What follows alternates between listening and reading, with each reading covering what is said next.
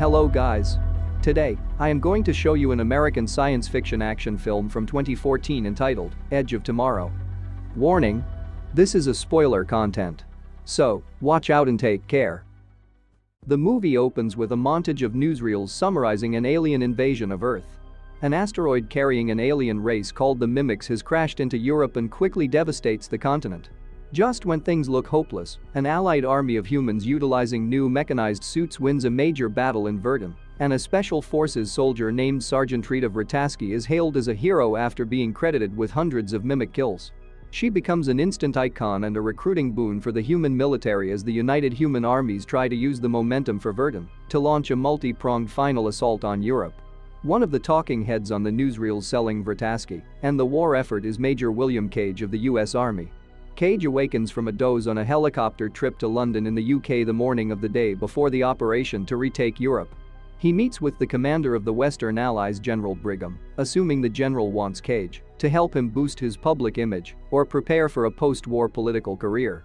Instead, the general orders Cage to accompany the first wave of Allied troops to land in France and provide ground coverage for the media. Cage, who was a ROTC cadet in college and has no experience in the field, tries various tactics to avoid the deployment, culminating with trying to blackmail the general via the media. At first the general seems to relent, but has his guards taser Cage instead. Cage wakes up on a pile of duffel bags in the afternoon at Heathrow Airport, which has been turned into a military base. A sergeant shoves boots into his hands and calling him maggot before another sergeant named Farrell takes over. It turns out General Brigham sent orders to Farrell stating Cage had tried to desert and had now been demoted from an officer to private. Cage is assigned to a band of eccentric soldiers, J Squad, who are caught gambling by Farrell when Cage is introduced to them. Farrell forces J Squad to eat the cards they are gambling with and then instructs them to get Cage ready to deploy with them tomorrow. Cage is immediately taken by the squad for physical training. The next day is Invasion Day and Cage is a nervous wreck.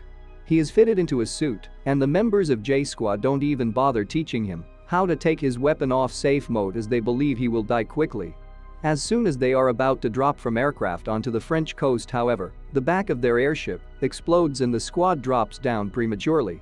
Even though the operation to retake Europe was supposed to be a surprise attack, the Mimics are completely prepared and ambush and slaughter the humans. Sergeant Vrataski also lands on the beach, but is killed within minutes. The surviving members of J Squad are all killed rapidly. Still shell-shocked and about to die, Cage grabs a claymore mine as a giant blue Mimic jumps on him. The ensuing blast kills the Mimic and Cage, but not before the blue Mimic's blood seeps onto Cage. Cage awakes in a panic on top of the duffel bags, with the same sergeant calling him maggot and Farrell again taking him to J Squad. Despite his desperate attempt to explain what is happening and that the Mimics will ambush everyone, nobody believes him. Each time, he is deployed and dies, only to wake up again on the duffel bags. With each loop, he becomes slightly more adept at trying to save the members of J Squad and Vrataski, but the Mimics are too numerous and always kill everyone.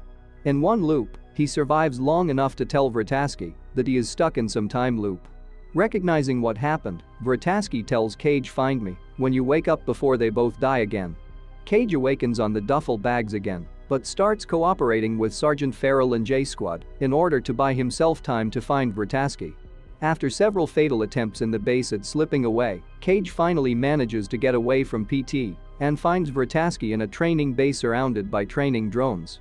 The special forces soldiers are all hostile towards him, and Vrataski greets him rudely, but when he explains Vrataski asked for him, she whisks him away to a weapons building bay where her acquaintance Carter works.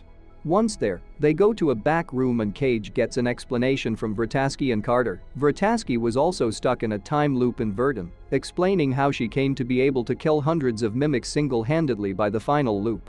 The loop was created by the blood of the large blue alpha Mimic. Ordinary Mimics are human-sized and orange, but once the looper receives a human blood transfusion, the loop is broken, and the person will die permanently.